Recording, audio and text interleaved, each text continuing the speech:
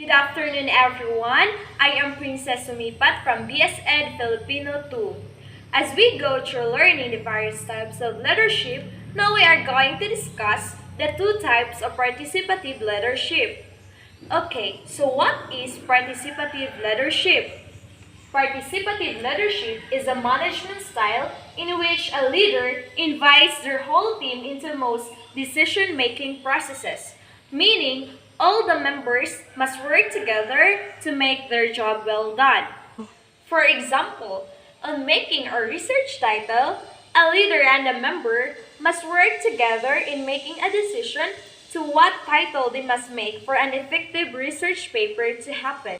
With this, participative communication takes place. Okay, so what is participative communication? Participative communication is a two-way process that requires patience and a great deal of energy on the part of leader to steer the group into participating and planning so work may be accomplished effectively. Participative communication is an approach-based dialogue which allows the sharing of information, perceptions, and opinions among the various stakeholders and thereby facilitates their empowerment. Now, let's proceed to the two types of participative leadership. Okay, first is democratic leader. What is democratic leader? It is one who emphasizes on his subordinate their authority to make decisions and abide by such decisions with no exceptions. Okay, example. All opinions are brought forward. Everyone speaks their minds. And during the planning and decision making, everyone feels important.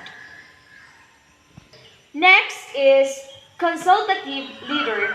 Okay, this consultative leader requires a high degree of involvement from employees, but it is clear that they alone have the authority to make the final decisions.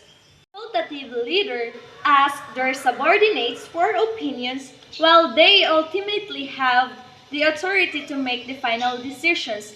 They are willing to listen in every viewpoints and opinions of their team. Next is the advantages of participative leadership. Okay, so what are those advantages of participative leadership? First is group interrelationship is high. Number two is members abide by whatever the group decide. And number three, it supports decisions more enthusiastically and tries hard to make them work. Next, there is high productivity. 5.